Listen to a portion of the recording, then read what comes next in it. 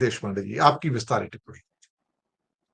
गुरु जी, आपने विस्तार से तो सब मामला क्या है स्पष्ट रख दिया है, लेकिन मुझे लगता है कि इसमें 2-3 चीज़ें ऐसी है जो हमारा अनडूइंग जिसको कहते हैं अंग्रेजी में, हमारी तकलीफ बढ़ाने वाली 2-3 चीज़ें मैं उसके ऊपर बात करूँगा। लेकिन सबसे पहले थोड़ा-सा एक जो बैकग्राउंड है, जो जिसकी शुरुआत होती है नरेंद्र मोदी सरकार सत्ता में आने के बाद से। अब ट्रम्प तो बाद में आए, पहले तो मोदी जी आए ना भारत में सत्ता में। तो तकलीफ तो वहीं से शुरू हुई है और ट्रम्प आने के बाद उस तकलीफ का जो रूप है वो इतना भयावह हो गया है, इसमें से कैसे बाहर आए, ये एक बहुत बड़ा प्रश्न अभी ये सिर्फ मोदी सरकार का प्रश्न नहीं है, तो भारत की जनता के सामने है, क्योंकि अफेक्ट होने वाली भारत की जनता है। मोदी जी का क्या तो करियर तो हो गया है 25 साल और सत्ता में जो बैठे लोग हैं वैसे भी उनके लिए बहुत ज़्यादा समस्या नहीं रहती, बहुत सारा पैसा कमा लेते हैं, पावर रहती है उनके हाथ में। असली जो अफेक्टेड लोग होते हैं वो तो आप और हम जैसे कॉमन मैन होता है, गरीब आदमी होता है, जो इनकी सारी करतूतों की वजह से अफेक्ट होता है। मोदी सरकार आने के बाद जैसा आपने आपके प्रीफेस में कहा, मैं ये बात हमेशा कहता हूँ कि ऐसी क्या चीज़ है जो भारत ने बनाई है, जिसके लिए सारा विश्व भारत के ऊपर डिपेंडेंट है। ऐसी क्या चीज़ है? एक चीज़ जिस अगर वो आप दुनिया को ना दे तो दुनिया का काम बंद हो जाए। ऐसा क्या है आपके पास? ऐसा सारे जो सुपर पावर्स है उनके पास अपनी-अपनी कुछ ताकत है। अब आज रशिया ठीक है भले ही अमेरिका के बराबरी से ना हो, लेकिन सबसे बड़ा न्यूक्लियर स्टॉक पाइल रशिया के पास है। वो उसकी ताकत है। वो नेगेटिव ताकत है लेकिन है उसके पास। आपके पास ना तो नेगेटिव है ना आपने अपनी सॉफ्ट पावर भी गँवा दी, जो आपके पास थी, जो एक नॉन अलाइनमेंट मूवमेंट का एक जो आपका कल्चर था, वो जो लेगेसी थी, वो भी आपने छोड़ दी। आपके पास बचा क्या है? कौन-सी पावर है इंडिया के पास? ना सॉफ्ट पावर है, ना मैन्युफैक्चरिंग पावर है। आज दुनिया का मैन्युफैक्चरिंग हब चाइना है। दुनिया का जो ग्रॉस मैन्युफैक्चरिंग होता है उसमें से 35% चाइना में बनता है, अमेरिका में सिर्फ 12% बनता है और भारत में 3% बनता है। 3% कहाँ और 35% कहाँ? आप कहाँ हैं दुनिया में? अमेरिका लेकिन अमेरिका मिलिट्री सुपर पावर है, चाइना से बढ़कर है, आगे है और इनोवेशन का हब आज भी अमेरिका है। ऑफ कोर्स चाइना में भी इनोवेशन होता है। ऐसा है कि जब देश के नेता ये प्रॉमिस करके सत्ता पर आते हैं कि इस देश को हम महान बनाएंगे। चाइना में वही हुआ। चाइना में कम्युनिस्ट पार्टी का एक छतरी जिसको कहते हैं एक ये है अमल है वहां पर राज है।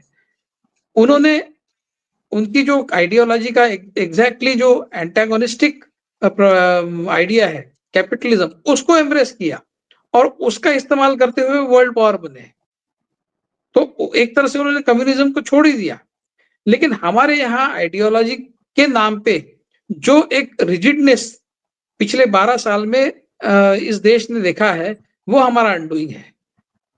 आप कोई भी चीज में दुनिया के लीडर नहीं है, वर्ल्ड लीडर नहीं है, आप सिर्फ पॉपुलेशन में वर्ल्ड के लीडर है और ऊपर से संघ के प्रमुख दिल्ली में भाषण करते हुए कहते हैं कि आप 3 बच्चे पैदा करो। यानी आप क्या और ये कहते हैं ये ईश्वर प्रदत्त कार्य हमारा ये है कि दुनिया को हम धर्म दे।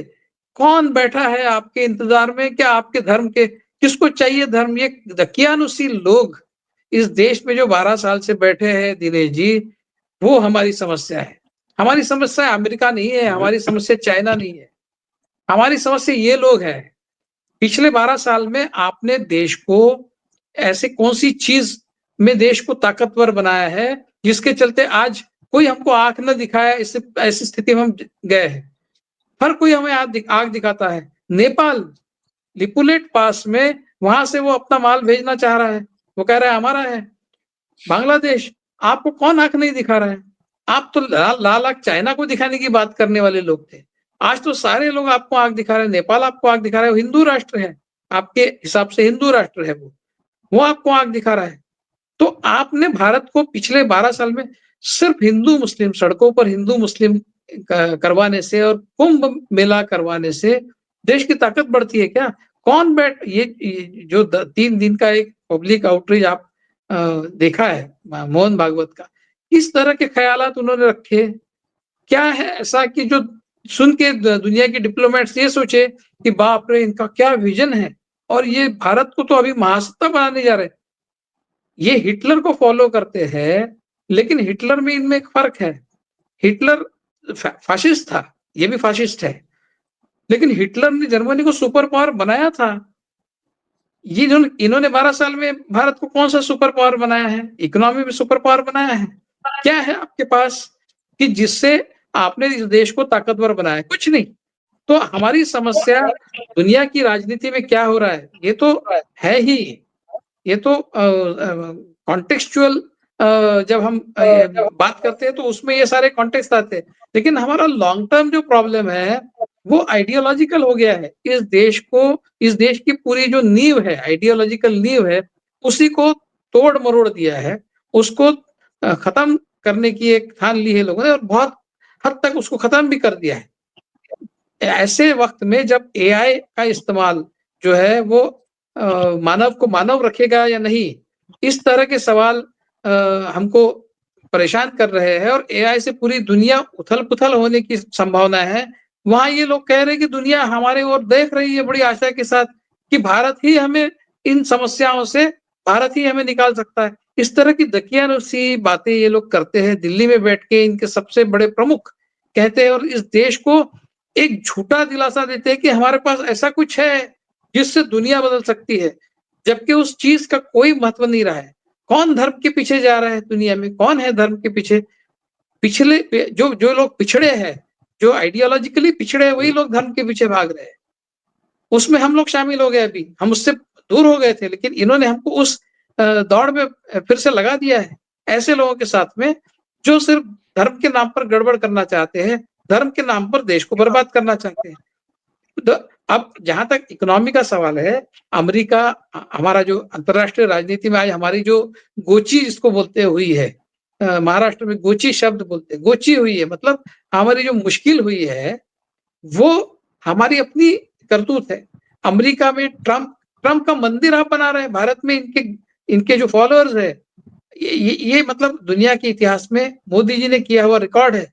किसी देश में आप जाते हैं और उस देश में वहाँ के अपोजिशन लीडर के लिए गुहार लगाते हैं।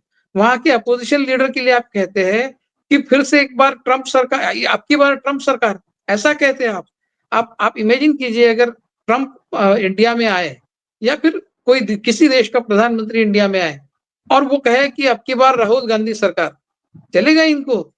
इस तरह की बेवकूफ भरी राजनीति जिस देश के सत्ताधारी लोग कर रहे हैं पिछले 10-12 साल से, उसके बाद ट्रम्प के नाम से होम हवन किया इन्होंने ट्रम्प के मंदिर बनाए, तो जुलूस निकाले, पुतिन के लिए जुलूस निकाले इन्होंने। जब उसने यूक्रेन पे हमला कर दिया तो पुतिन के फेवर में इन्होंने जुलूस निकाले, इनके ही सब लोग हैं। तो इस तरह की हमारी समस्या अंतर्राष्ट्रीय राजनीति में क्या हो रहा है ये तो है ही, लेकिन उस समस्या से हम हल निकाल भी लेते हैं कि जिस तरह के लोग हमारे यहाँ सत्ता में बैठे हैं, वो उस समस्या को एग्जैसरबेट करते हैं, उस समस्या को बढ़ाते हैं। आप चाइना के साथ देखिए, चाइना का खुद का प्रॉब्लम डिफ्लेशन का है। वो डिफ्लेशन का प्रॉब्लम ये है कि आप मैन्युफैक्चरिंग किस लिए करोगे? क्योंकि खरीदने वाला नहीं, खरीदने वाला सोचता है कि कीमत और आगे कम होने वाली है तो मैं क्यों खरीदूं? तो चाइना में खरीदार नहीं है, तो वो क्या करेगा? वो पूरा माल आपके यहाँ डंप करेगा। चाइना के साथ दोस्ती करने का अर्थ है वो आपको डंपिंग ग्राउंड बनाएगा। उससे आपकी इकोनॉमी को फायदा होने के बजाय आपकी इकोनॉमी को नुकसान होगा। तो इस तरह की समस्या में भारत को इन्होंने डाल दिया है। इसके लिए ट्रम्प और एक्सटर्नल तो फैक्टर्स जिम्मेदार है ही, लेकिन इंटरनली हम इतने वीक हो चुके हैं।